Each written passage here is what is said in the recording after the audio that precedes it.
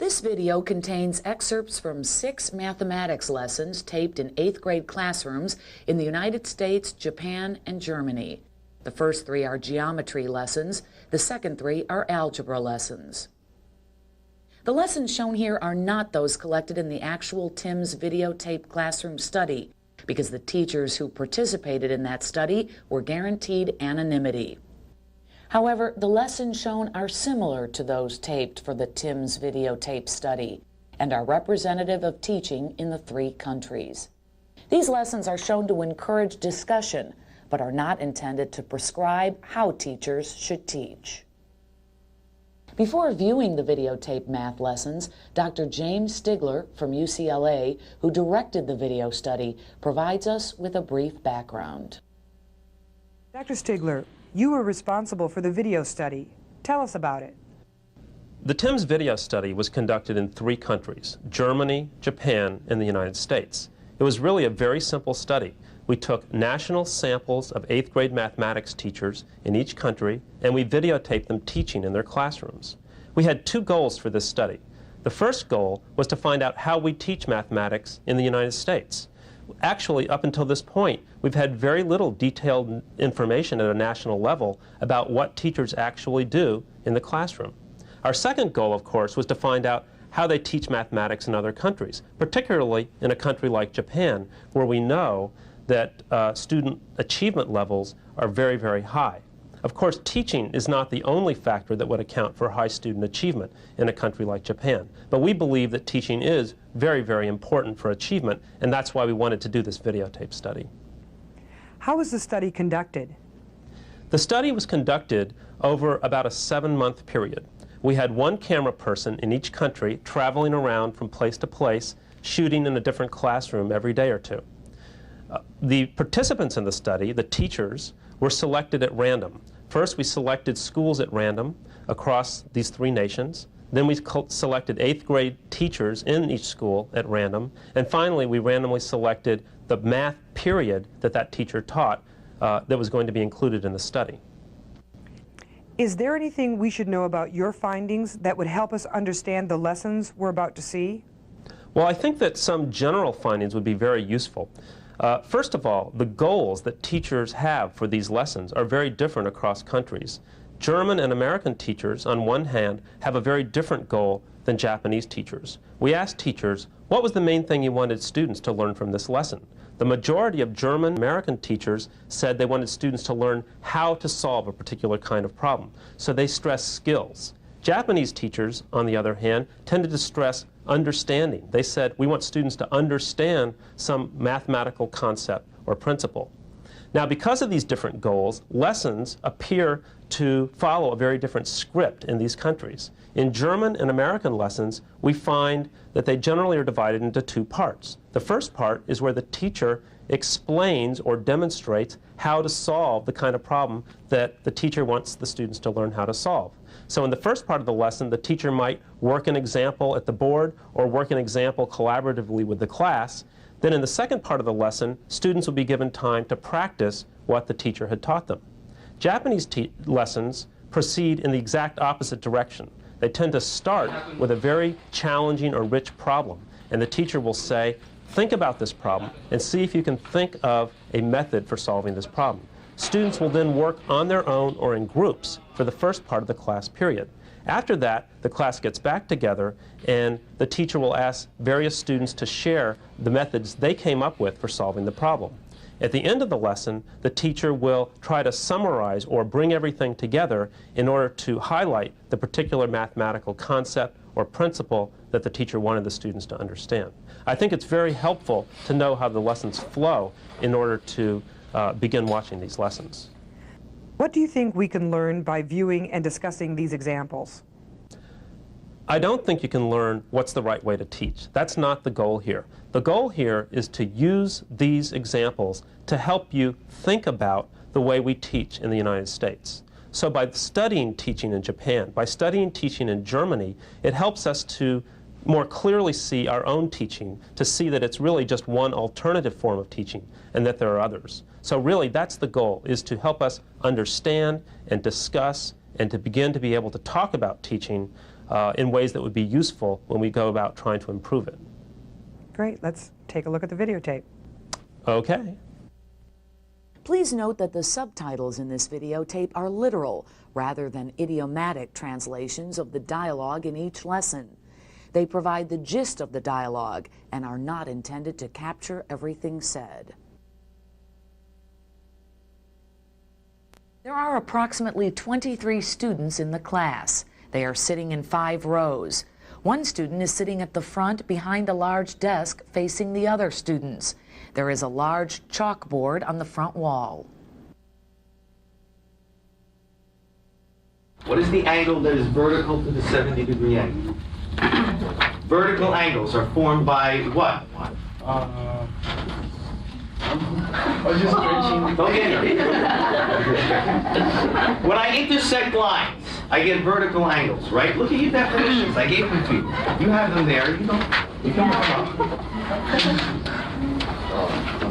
Here we have vertical angles and supplementary angles. Angle A is vertical to which angle? 70. Therefore, angle A must be 70 degrees.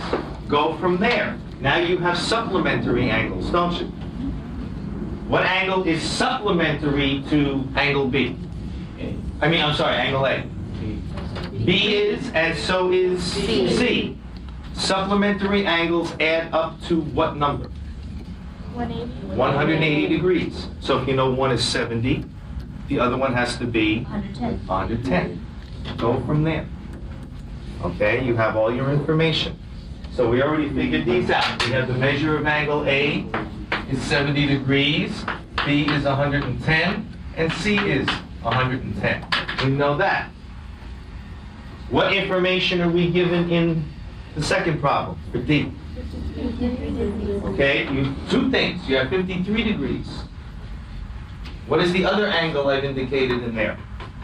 Mike? It's a right angle, which adds up to 90 degrees, okay? What's left? Somebody just gave me the answer. 37 degrees, right?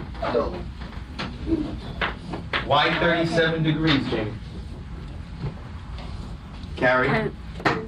37 and 53 equals 90. 37 and 53 equals 90. The middle angle is 90.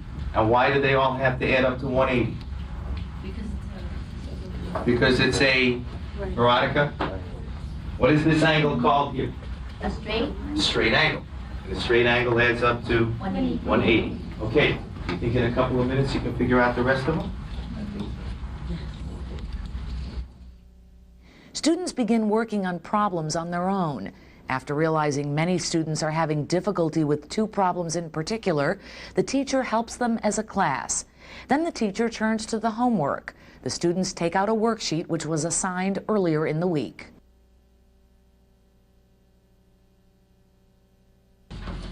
Okay, what is the complement of an angle of 38 degrees? Tracy? You get a chance to do it now. Complementary angles add up to what, Tracy? Right. Tracy, look up at the top. Definition right here. Complementary angles add up to 90 degrees. So if I have an angle of 38 degrees, thank you, Tracy. I have an angle of 38 degrees. What's 90 minus 38? 52. So the complement would be 52 degrees, right? What's the complement of an angle of 7 degrees? Oh, 83. The complement of an angle of 84, Lindsay? 16. You sure about your arithmetic on that one? 6 degrees. Alva, number 4. 79 degrees. Number 5. Joey? 33. Sure about that? Claudia? 23. Gotta be careful with arithmetic. Number 6. Jamie? The teacher reviews the remaining problems with the class. All right, I'm going to give you out your worksheet based on these kind of angles and let you get started on it.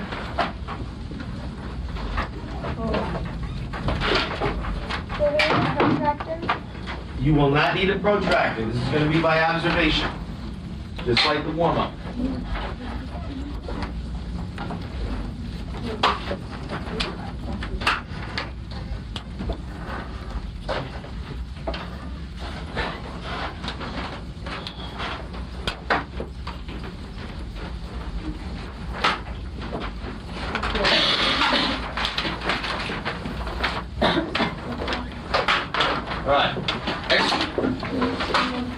Okay, when you get the worksheet, let's look at the example on the top. These are very similar.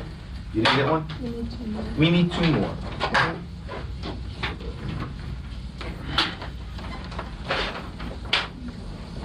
All right, look at the examples on the top. Similar to your warm-up. Look at the figure on the right. Find the measure of each angle. If angle 3 is 120 degrees, and angle 3 and angle 1 are vertical, what must angle 1 be equal to? 120 degrees. What can you tell me about angles 2 and 3?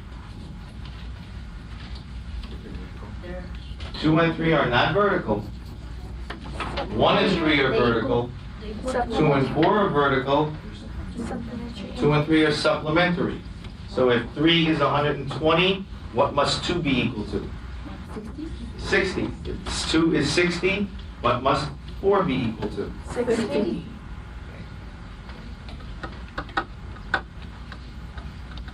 All the rest are done the same way. Any questions? I'm curious to see, when you get down to number 37 and 38, you're going to have to think a little bit. Curious to see what you can come up with on those. You do not need a protractor. This is all by observation. Students start working on the worksheet, and the teacher begins helping individual students.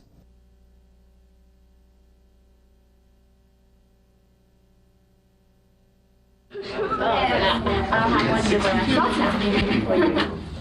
you had an 8 there, Andy. There was an 8 there someplace. 178 or something like that. You have the attendance? This one? What do you mean when you say QRS?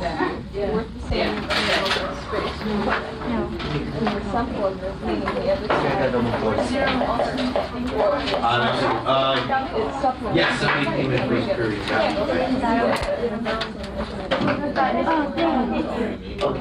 I don't want to give it away. Is it 90? It's got to be. Think about it. Look at problem 37. 2 angles are supplementary. Therefore, they must add up to 180 degrees, but they are equal. So let's call one QRS and the other one SRT. Each one of them's got to be a 90-degree angle. So, That's the only way. Students begin working on problems individually. The teacher then calls attention to a particularly difficult problem and works it through with them. The teacher then proceeds to review a worksheet with the students. 718. That's pretty darn close. Within 5 degrees, how many people got 720? Within 5 degrees. Okay. I got 720 exactly. You were accurate with your protractor. If I move that bottom angle, started out like this. Let me see if I can recreate it here for you. One's here, there's a blind thing down here. Then we're back to 1, 2, 3, 4. But this is about what it looked like. This was B, A, F, E, D, and C. If I took this angle and moved it down here and made it across this way, move D down here, should that change the sum, the total of my angles? It should not. Why? I still have how many angles, Joey? I still have 6 angles. There is a formula, and we're going to go through this after spring break, but I'm going to give you a hint right now. If I take the number of sides and I subtract 2, and I multiply that number times 180 degrees, that will tell me how many degrees these add up to. How many sides in this figure? 6. Oh, sides. How many sides in this figure? 1, 2, 3, 4, 5, 6, right? Number of sides, subtract 2. Gives me what? 4. 4. What is 4 times 180 degrees? 700. Should be 720, right? How many degrees should there be in a 5-sided figure? A pentagon. Make the formula. Number of sides is 5. You don't have to do it in your head. You got pencil and paper. 340. Number of sides is 5. Subtract 2 and multiply it by 180 degrees. 540. 540 degrees. All 5-sided figures contain 540 degrees. Triangle is how many sides? 3. Take away 2 is 1. 1 times 180. A triangle contains 80 degrees. 180. 180 degrees, thank you. A square, 4 sides, or a rectangle, subtract 2 is 2, times 180, 360 degrees. You can always figure out the total number of degrees in a figure by taking the number of sides, subtracting 2, and multiplying by 180. The teacher uses this rule to introduce a brief discussion of isosceles triangles, the topic of the next day's lesson.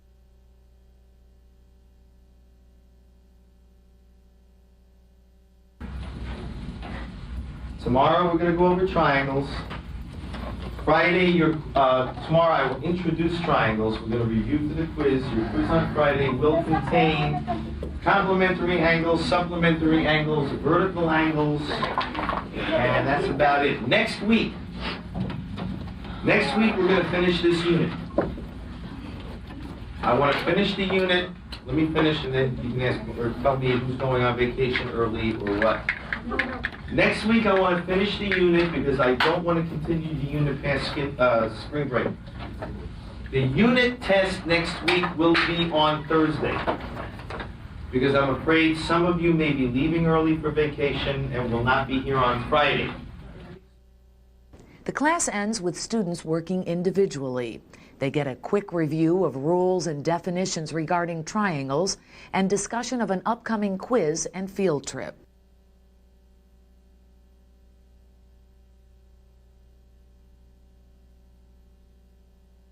Approximately 36 students seated in 6 rows of 6.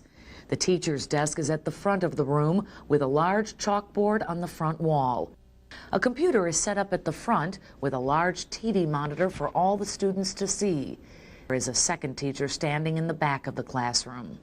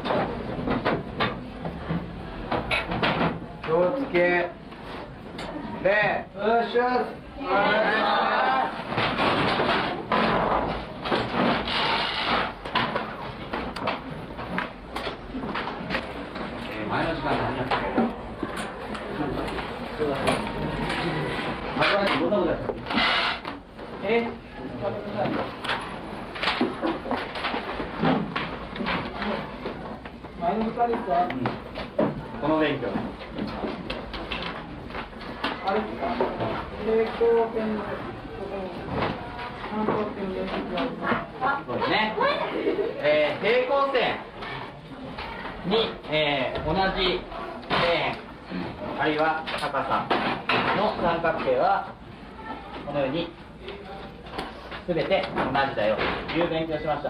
例えばこれ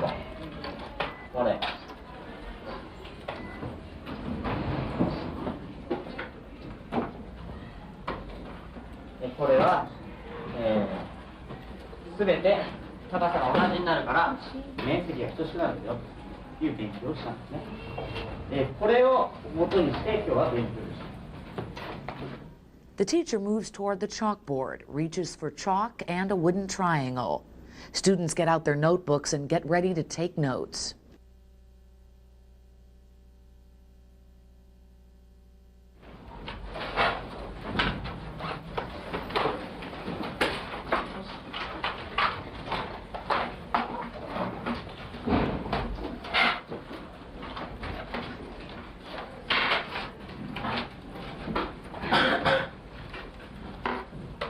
This 今こっちですね。枝君の途中だね。枝君の途中ね。こっちあった君の途中ね。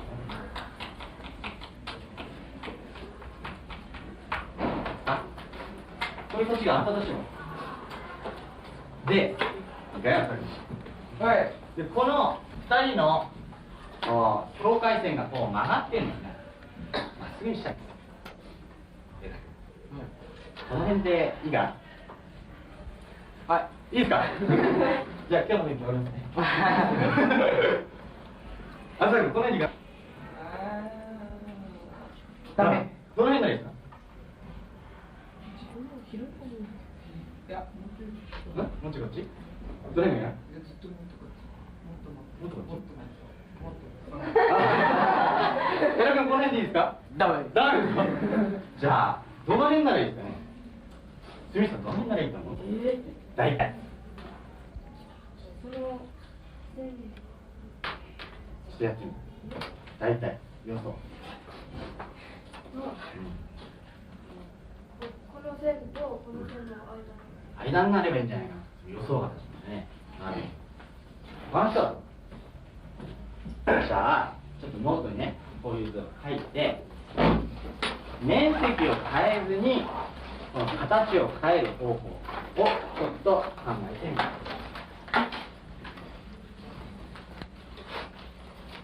じゃあ各考えます。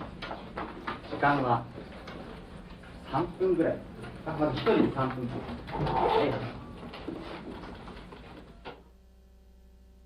Students begin working on problems individually, and the teacher circulates among them.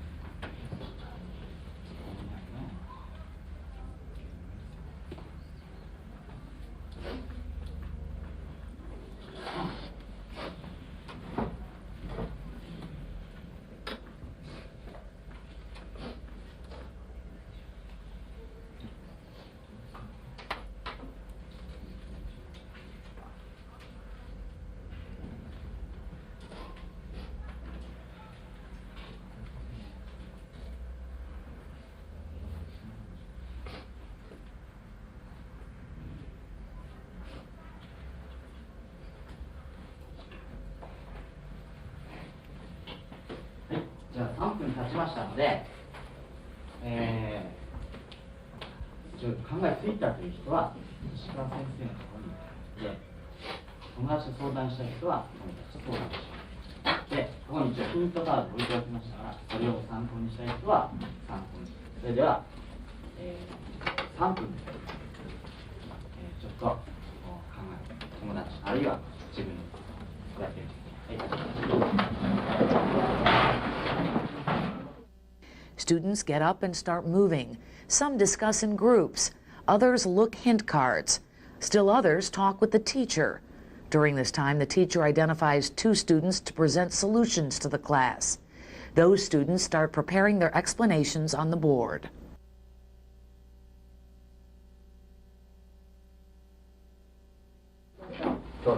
あなたがやるの？これはですね、まずは三角形を作るんですよ。あれいいですこれでここに肘の平行に手をこっちにも引いて、でこっちは底辺とするんです。底辺とこうで高さにして、この三角形とね、この三角形と赤い。あ、これですね。は面積が何ですか？こっちの三角形と面積が同じなわけですよ。底辺と高さが同じだから。だからまずはここに線を引けるわけですよ。はいはい。まあ何言ってるかわかんないけど。わかるよね。あ、わかります。わかんない人いる？わかんない？わかんない。じゃあもう一回じゃあこっち側で飯沼さん説明して。なんかいい説明。Students applaud. Inuma then walks to the board to present her explanation. She does so and returns to her seat.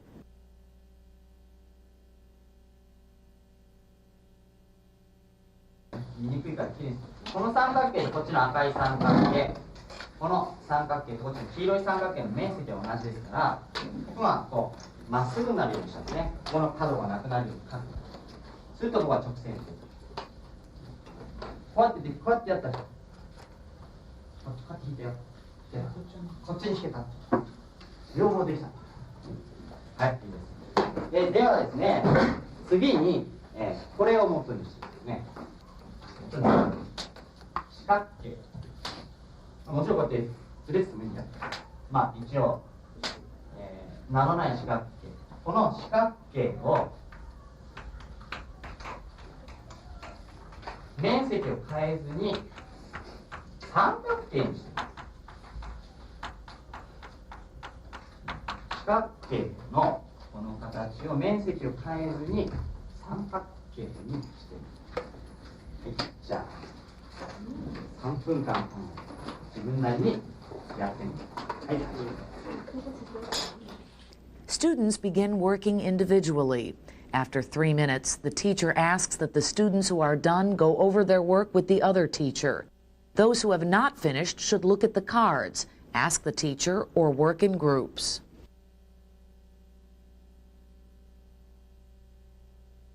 の便宜上、記号を振ります。もう振ってやってた人ですよ。ABCD とね。で、2は最初に AC に対角線を引いて、AC に対角線を引いて、三角形を作る。2つですね。で、この D を通る三角形を見つけたのはどれかというと、これと、これですね。これはこう下側にこう。これは上の方に、この三角形と元の三角形同じですから、この、四角形をこういう形に変形したということになりますね。次は同じように AC に引いたんだけど、今度は B の方に平行線を引いたんですね。それがこれとこれですね。これですね。じゃあ聞きます。これ見つけられたっていう人はどれぐらいいますか？はい。これ見つけられたっていう人は同じぐらいですね。これはどうですか？いいの鋭いです。これどうですか？はい、いいです。はい。なんだなんだ。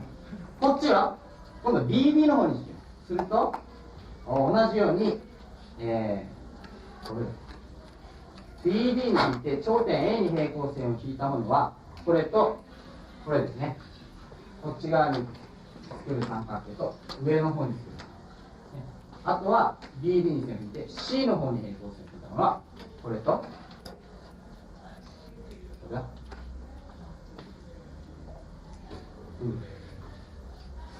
ないですか？これか。これですか？これですかね。はい。じゃあ一応ね、時間がないんですが、パソコンでちょっと説明しますね。やったことがある。画面が出ません。出ました。今ちょっと記号がちょっと違っちゃったんだけど、BB に仮に引きます。で、A を結びます。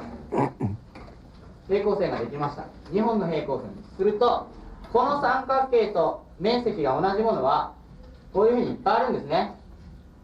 いっぱいあるんですが、その中で四角形を三角形にするということで、角が1個減ればいいんでね、ここの角がね、直線になったとき、それが三角形なんです。同じようにこっち側でもここがまっすぐになると三角形ができるんだよということで、じゃあ四角形あります。次何やりたいですか？5。12。石崎はどうしても6がやりたい。じゃあ五角形を三角形になる。五角形の自分の好きな五角形書いてください。これは無理だ。無理だ。無理だ。ね。じゃあ五角形を三角形に直してみましょう。今から。いや、それはじゃあ宿題に。興味がある人は10角形、20角形、100角形でもあるんですが。って言ってましたよ。After a brief exchange about different geometric figures, the class ends.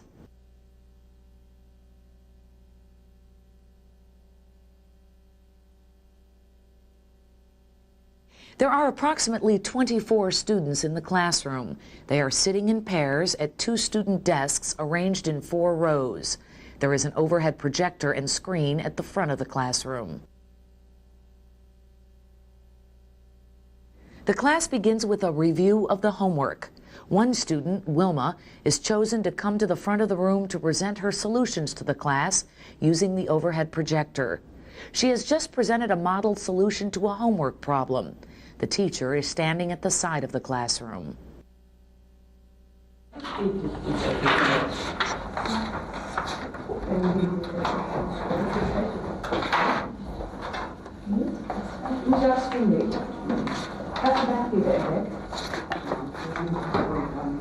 Dann, wie gesagt, ist das so ein Taschenrechnerfehler. Das muss man durchführen. Möchte jemand Wilmas Ergebnis noch ein bisschen verändern? Auf 3 Komma, also auf 3 Stellen ein Komma. 4, also 2835,437 Gramm. Du hast richtig gerundet. Und das war ja eine Vereinbarung unter uns, dass wir die Gramm- und Kilogrammangaben auf 3 Stellen wussten.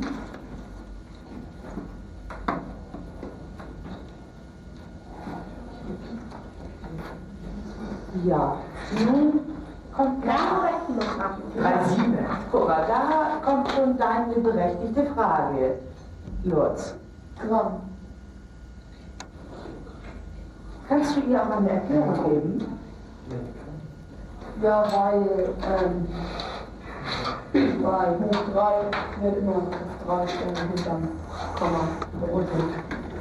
Das ist richtig. Deshalb eine 7. Ne? Ja. 4, 3, 7. Und jetzt war aber Wilmas Frage Gramm oder Kilogramm oder was? Ja, Gramm oder Kilogramm. Du hattest ja selbst schon Gramm geschrieben. Ja. Warst du sicher? Sie war nicht sicher. Wer hilft dir? Patrick. Im Gramm sind es 2 Kubikzentimeter sind. Und dann sind die 1 Gramm wiegen. Ja. Hast du noch was anderes im Kopf?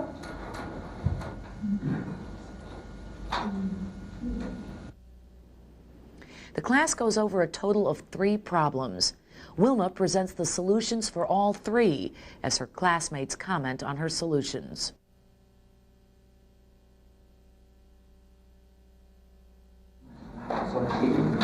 Hier habe ich gestern zusammengetragen, was ihr alles schon berechnen konntet. Und das hatte ich hier auf der Folie so aufgeschrieben. Das behaupten wir. Ich hoffe, dass das jetzt auch Wirklichkeit ist, was ihr alles so könnt. Jetzt ist das verstanden.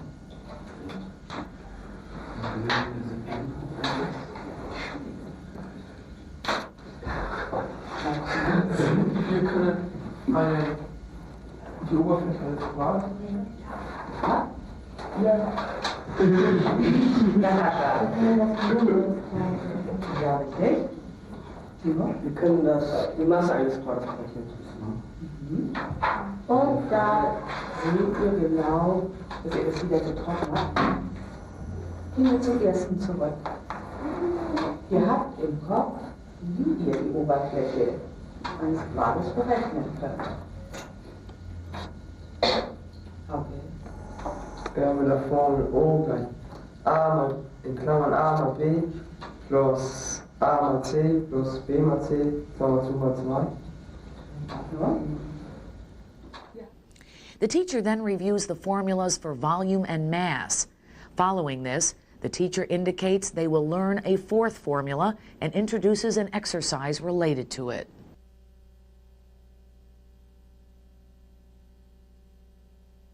Ich habe dafür eine Aufgabe. Michaela, siehst du das?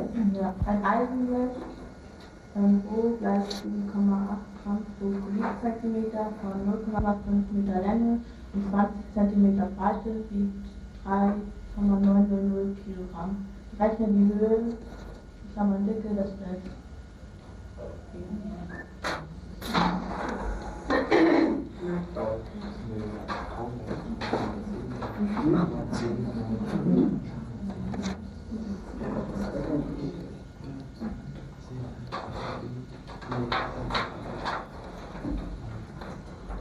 Sven?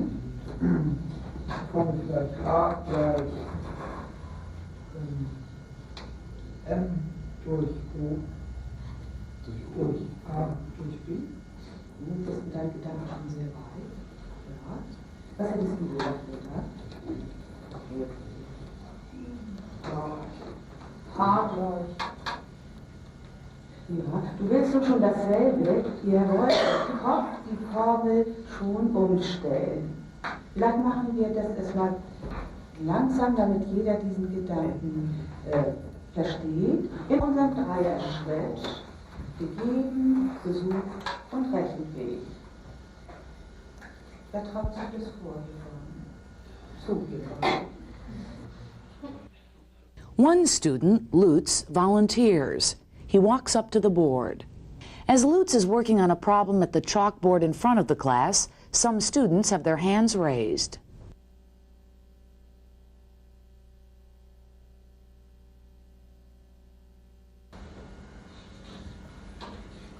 Lutz, grüß dich mal.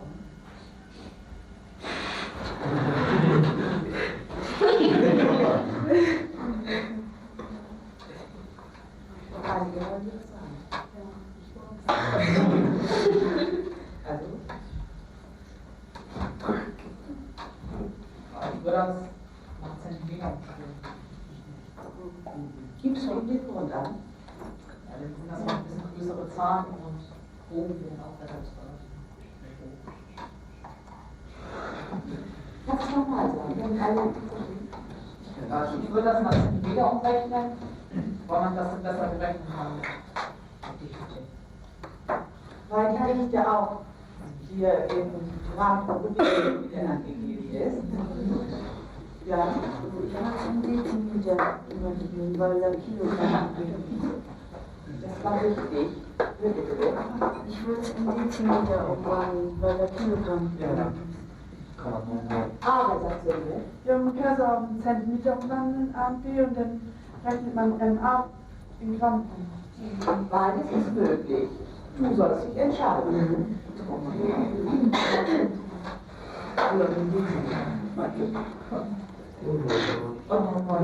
Wir geben da deinen Rechenweg mit.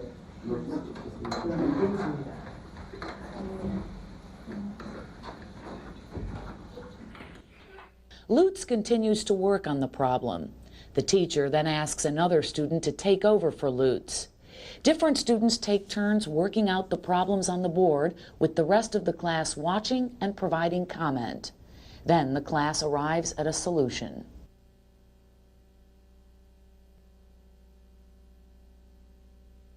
Oben gehen zurück zu dem 4. Kann jemand von uns schon sagen, was wir eben gemacht haben und was ihr gelernt habt?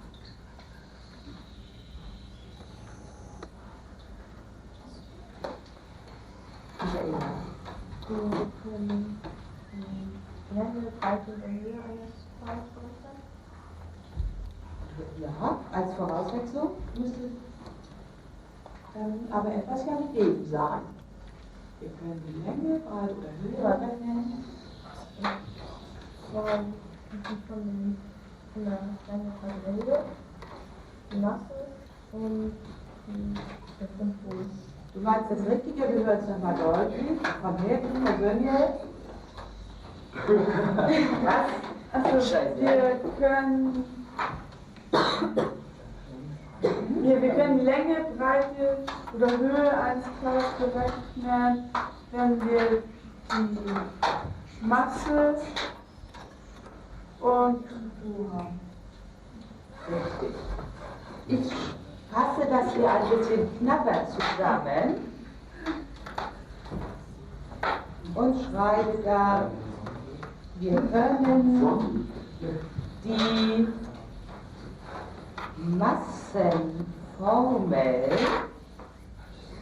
umstellen. Da ist dann alles drin, was ihr eben gesagt habt. Wir lassen das an der Tafel stehen zur Orientierung, denn wir sollten uns selbst kontrollieren, ob wir es können. Also, das ist schwierig. The teacher picks up pieces of paper with problems from her desk and arranges them for the students to take at the side of the classroom. The teacher then returns to the board.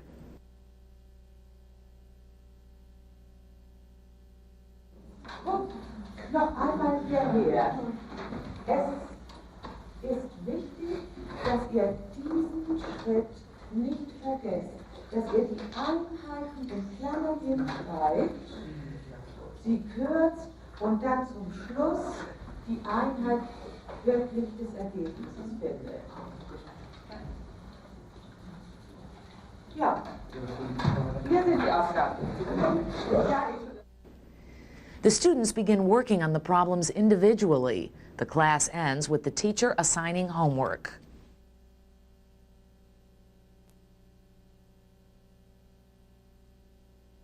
There are approximately 27 students in the class. They are sitting with their desks together in groups of 4. There is an overhead projector and screen at the front of the room.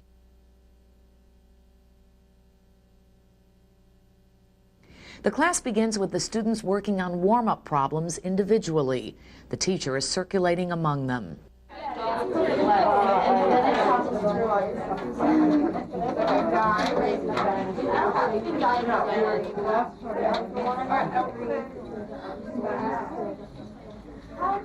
The two asked for a pair of I screwed up. A pair of this is so 24 for 2. Oh, the white. Oh, I was this is not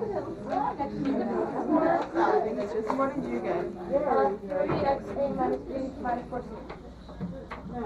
Don't back up. Who cares if what happens?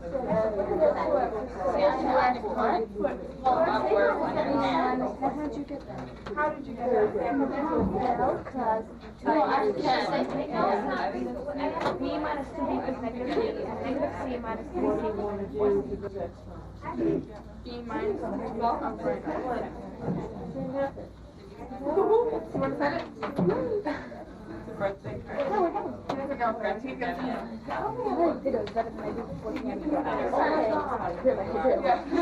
May I have your attention? Let's look up. I've seen some nice work. Listen carefully. First one, I think almost everybody had. Jenny, you had? For which one? First one. Third. Three was the largest one. And that was pretty much a guess and check. Number 2, most people had it. How did you get?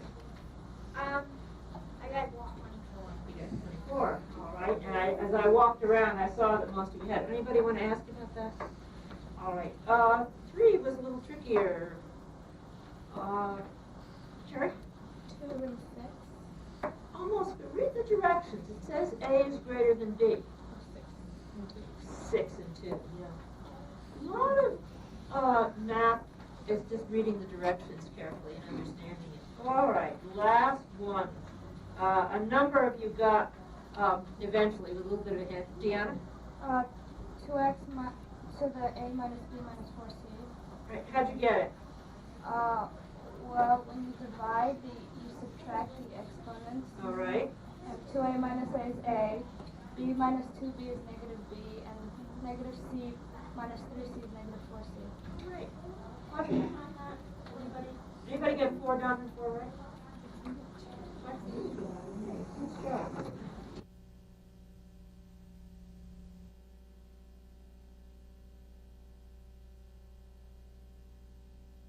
The teacher writes a least common denominator problem on the transparency, similar to ones they worked on the previous day.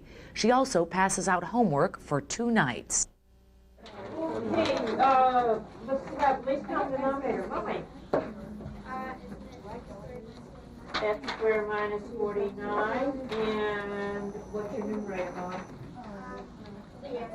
Yeah. 7x. How'd you get 7x?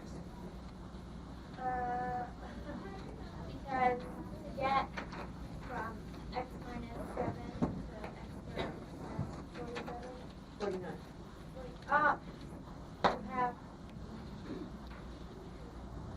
you have to square 7x. You have to multiply 7 times 7 and x times x. Right, Mom. Do some factoring. Sarah T. You need to times x minus x minus 7 is obviously a factor of x squared minus 49, so we get the other factor. So you find the other factor, Which is? Which is x plus 7. Right. And then you add 1, so it's x plus 8. So first you multiply 1 times that, which gives you the x plus 7, and then the 1 comes from here. Why do you have to Because we were adding these 2 fractions, and this one already has the denominator we want. All right? So x plus 8, somebody got it. Megan, look at the okay, question about it, Allison? Does it make sense now? Wait, Question. why can't you do what I did? You have to find a least common denominator, least common multiple, that includes both of these as factors. And x minus 7 is not. No, I got the bottom one, but the top one I got was 7x. Can't you just multiply? I want to turn this denominator into x squared minus 49, right? Yes. So in order to do that, I have to multiply it by the identity element, x plus 7 over x plus 7. And so I do 1 times x plus 7, which gives me x plus 7. All right, and then I have a 1 here. This one looks easier, but there's a trick to it.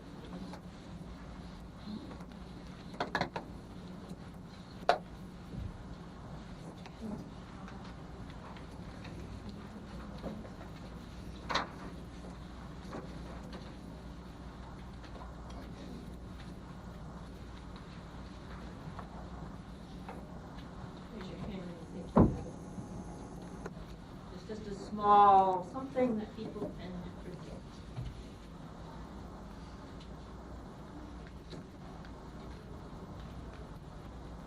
Jot it down. Make it happen. No. Show me again. Oh.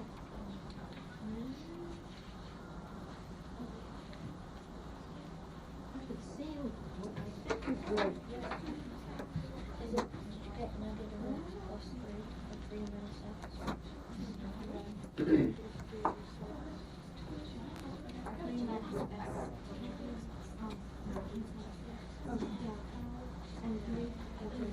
Anybody? Oh, Justin, I think that's, what's your answer?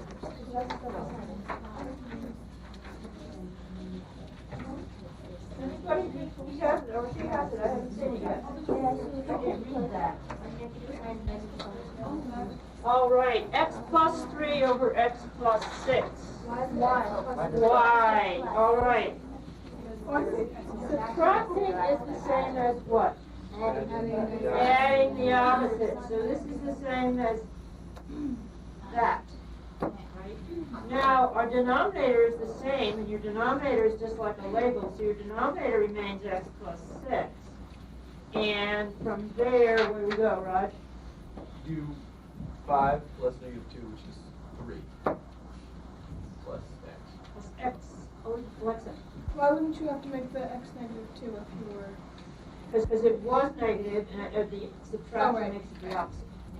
Anybody else? Okay.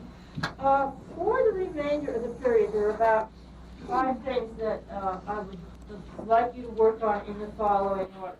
The teacher goes over assignments, which include correcting a worksheet from the day before and a graphing calculator worksheet. The students then begin to work individually, and the teacher circulates among them.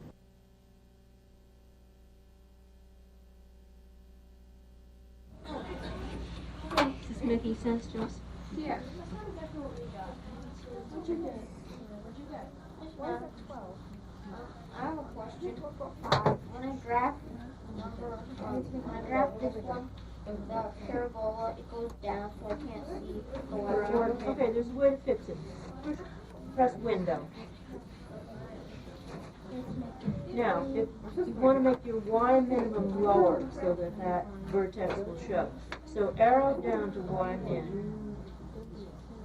and go over it one, arrow over one. Now the other direction here. 2. Let's go over once more. We want to change that y minimum to something lower, like 16. So type a 6 in, enter, and graph. Now graph.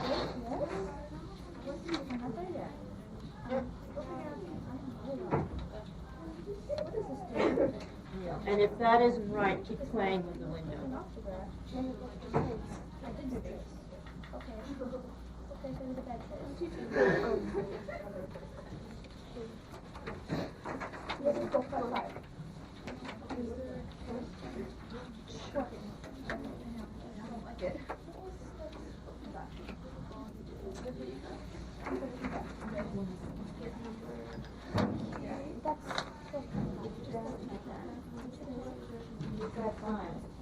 If you could just stay a minute or 2 and finish, that would be very nice. We'll get your lunch and come back. Then the class ends.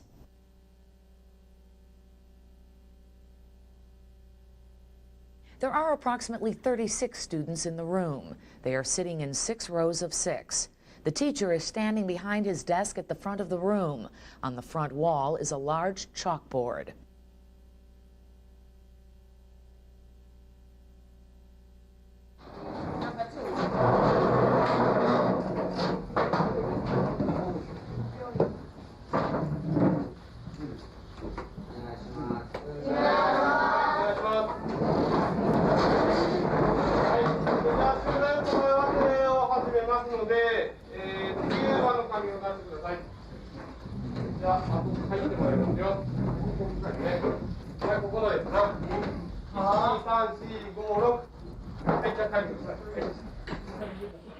The teacher checks to make sure everyone has completed the assignment.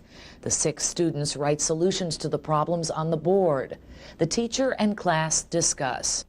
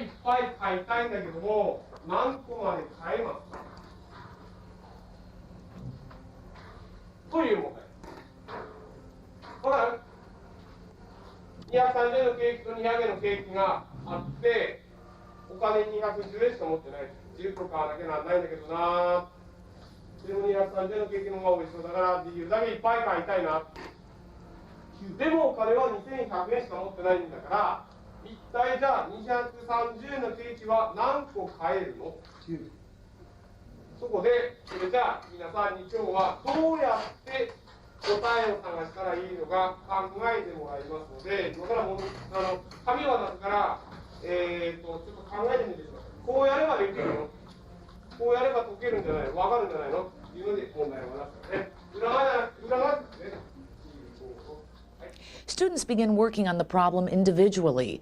After a while, the teacher stops the class and asks a student to present her solution.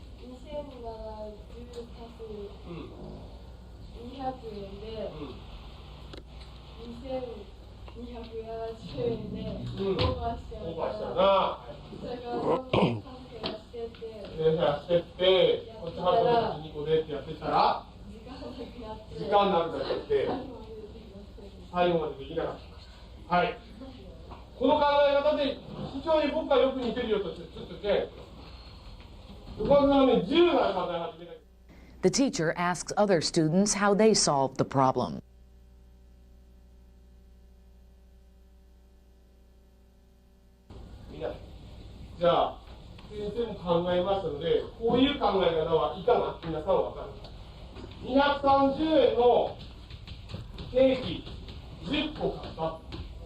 いっぱい買いなさいって言ったから全部230円のケーキに本当はしたいんでしょ。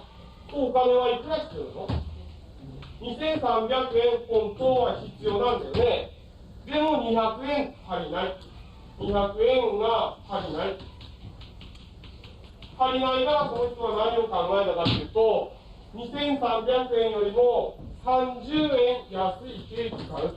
安いケーキを買って、この足りない200円を30円安いケーキで埋めるやついこうね。200円足りないんだよ。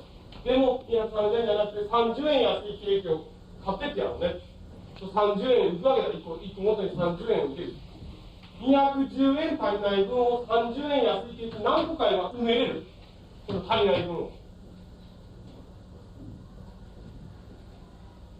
30円安いケーキを何個買えば210円を埋めれる。200円を埋めれますか？6個買ったんじゃ国産180円だから20円まだ赤字だよね。ところがこれを7個買うと7個買ってやると210円余っちゃうよね、お金がね。その210円をこの200円に当てはめちゃうよ。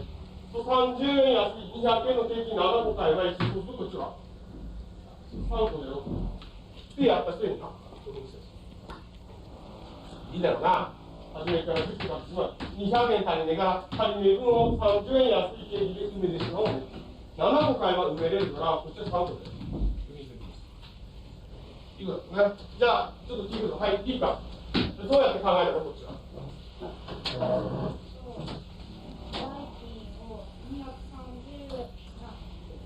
何個買うかで、230円のケーキを何個かで X にして、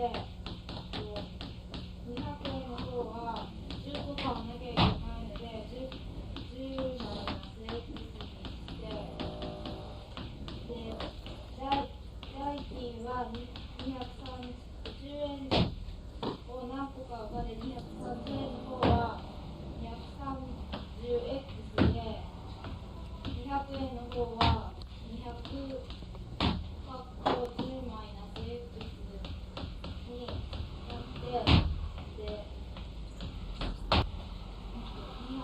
230X プラス200括弧10マイナス X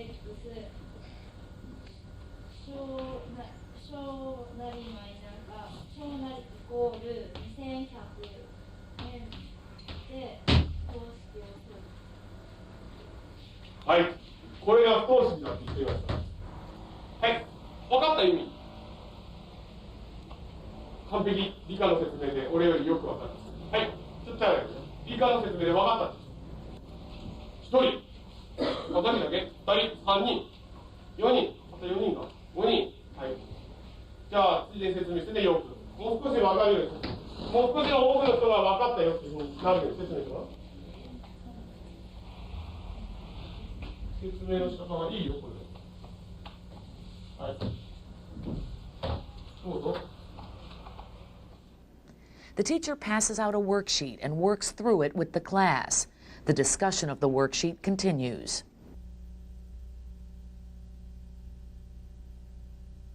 1個ずつ勘定するのを不等式と入れとくのとどっちが簡単？不等式の方が簡単だよね。そこで今日これからみんなにやってもらいたいのは考え方の中でやりましたが、不等式ね。不等式を立てて、解を求める良さをしてほしいので、こういう問題で考えをしましたよ。不等式使わないで解くってなったらば、結構1個ずつ調べなきゃなんだ。横掛さんは10個だったから調べれだったけども、もしかしてこれ2つのケーキ合わせて100個買いなさいって言われたらば、100個調べて、99調べて、98調べて、97調べてって、1から100までの数を全部調べなきゃなんだよね。ところが、理科がやったこういうやり方でいくと、答えがすぐボードでこう出てくる。だから1個ずつ数を調べなくてもいいから、不等式作って解いていくことっていうのは、1個ずつ数えるのにも、随分いいところがあるよ。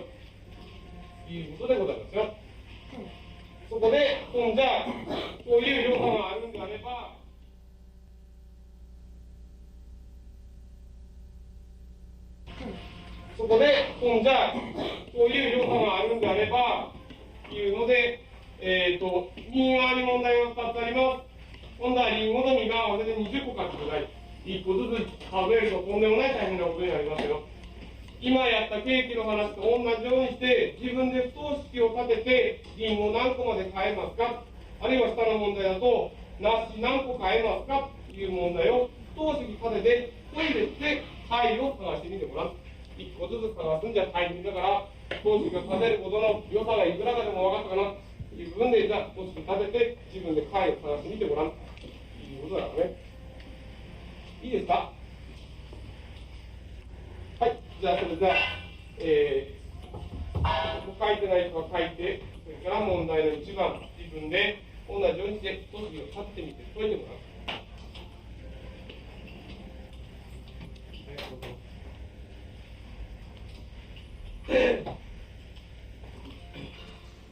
Students begin working on problems individually.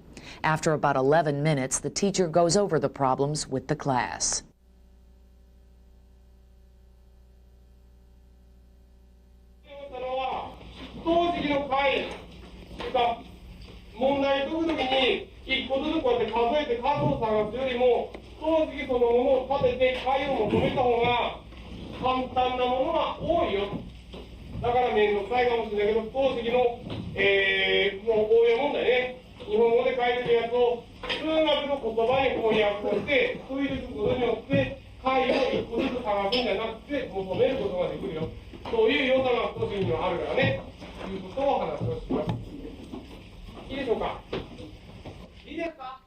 The teacher ends the class by passing out a homework assignment.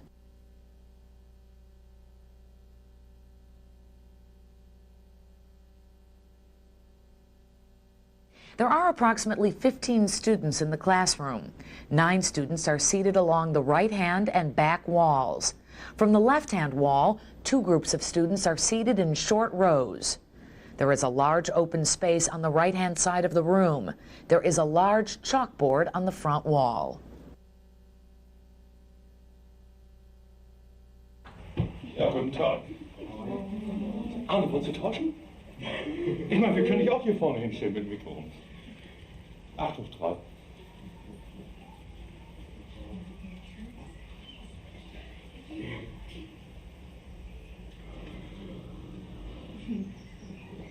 Gabi? Ich weiß jetzt nicht, was du falsch gerechnet hast. Müssen wir gleich nochmal nachsprechen. Sebastian? Stell das bitte nochmal vor.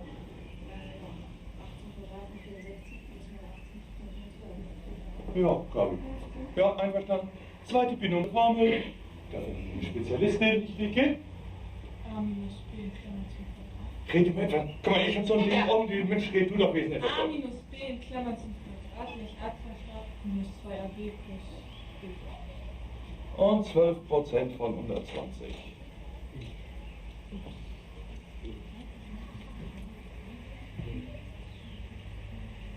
Claudia. Jawohl, und 5 Fakultät. The teacher asks a few more review questions.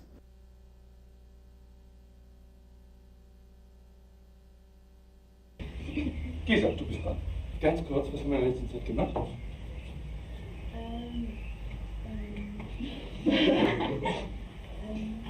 Also Leute, merkt ihr es mal, endlich ist Gesa mal klein gekriegt. Und so schnattert sie immer im Vordergrund und jetzt sitzt sie der ganz mit. Gesa, komm. Ja. Dieses mit 2 Varianten. Name? Nein, Überschrift. Leistungsvarianten. Oh, gut, okay.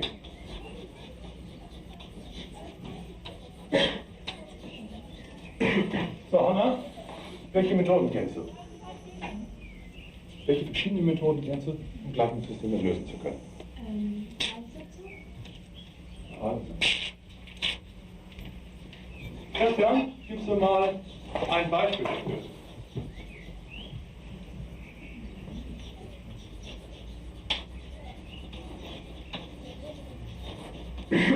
Christian, hallo! Super. Grüß dich. Schwamm drüber. Patrick, irgendein Beispiel, um das Gleichsetzungsverfahren zu verwenden. In der Aufnahme. Ja! 2y Warte. plus 3x bleibt 5. Und die andere 2y plus 5x gleich 37. Da wirst du das Gleichsetzungsverfahren anwenden. Ja. Nein? Ja. Nein. Hammer. 2x plus 3. Ja.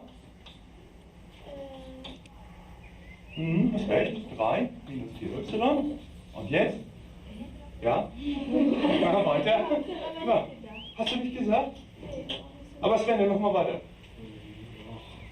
Und also y gleich 7 plus 3. So, was kann man jetzt machen? Mal gucken. Also, Verfahren. Und so weiter. So, welches Verfahren noch, Ina? Okay. The teacher continues reviewing the material with the students.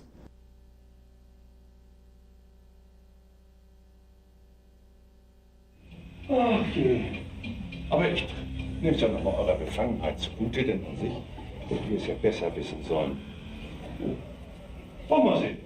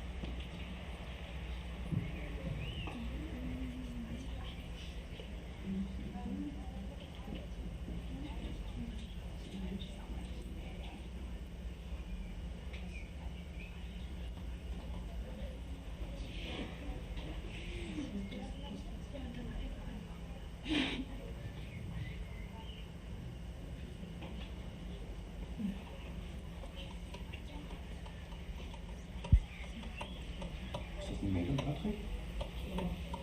Okay, kannst du einen Augenblick warten. Vielleicht meldet sich noch der eine oder andere auch. Oh, ja, hier.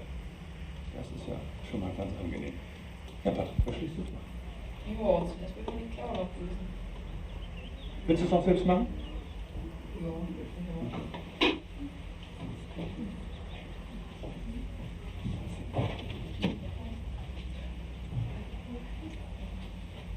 Und schön laut, bitte. Nein? Damit alle verstehen, was du machst. Ja.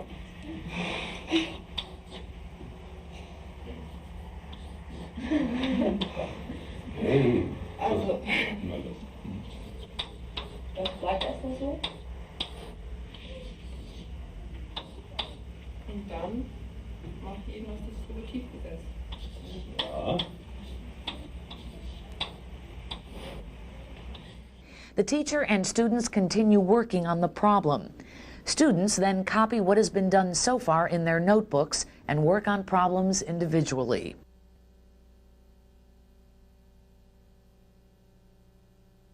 Ja. Aber dann wollen wir mal sehen. Ich glaube, mit dem Schreiben müssten soweit jetzt alle fertig sein. Jetzt gibt es verschiedene Ideen, die einige schon gehabt haben. Wenn ihr die vielleicht mal ganz kurz erläutert. Rieke. 9 minus 13, ne? Also kannst du mir sagen, worauf du hinaus willst? Welches Verfahren wirst du anwenden wollen? Gleichsetzungsverfahren. Ah ne, dann Additionsverfahren ist das ja. Und zwar, du möchtest auf das Additionsverfahren und möchtest dann, du hast eben was gesagt, für 13? Ja, das Warum? Die Gleichung mal minus 13 nehmen. Warum? Dann fallen die, also sind das genau 195x. Und dann... Stopp. Ich glaube, erstmal ergänzen.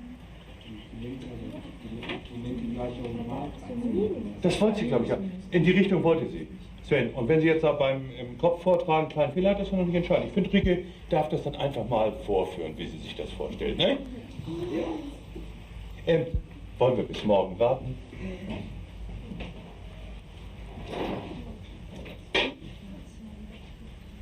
Ja, hallo, da ist die Tafel, nicht da. Soll ich das nochmal neu aufschreiben? Ja, ich glaube, das wäre denn ganz gut, zur Übersicht, wenn du es nochmal auf deine Hand aufschreibst. Ja.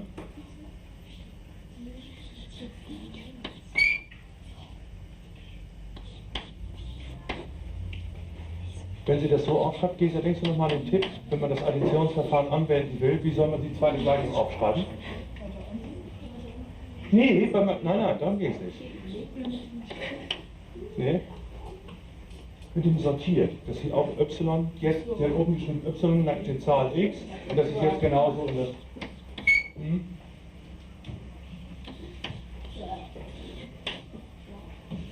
Arne? Ja? Benimm doch einmal. So, ich gehe laut. Und die jetzt mal minus 13? Doch mal minus 13. Nein, du willst nicht. Wenn man das zusammenzählt, dann muss das plus sein, damit das wegfällt. Erzähl.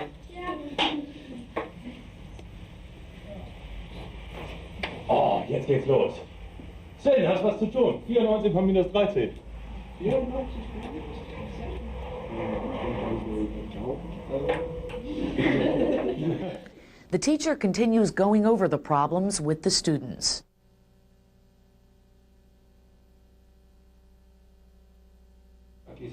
Diese Aufgabe.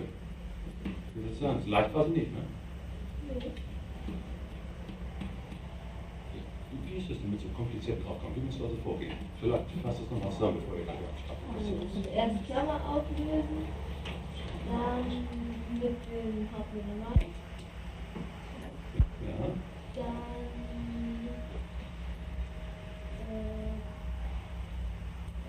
so, dass gleich viele y da. Ja, das heißt, das ist jetzt die schwierigste Stelle eigentlich, ne? Den Ansatz zu finden, wie soll ich die Aufgabe jetzt lösen, ne? Das, also dieses Mal, sagen wir diesmal minus 13, ich glaube, das war die. Das heißt, das so hinzuschreiben und dass man das mit minus 3, dass man sieht, dass ein Vielfaches von 1595 ergibt. Denn bei den Ys wäre es nicht so schön gelaufen, nicht, Holger?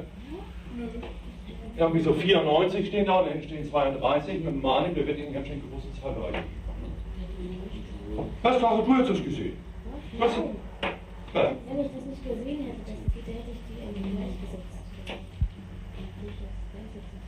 Ja, aber wo willst du was gleichsetzen? Dann hättest du, guck mal, dann hättest du durch 32 oder sowas teilen müssen.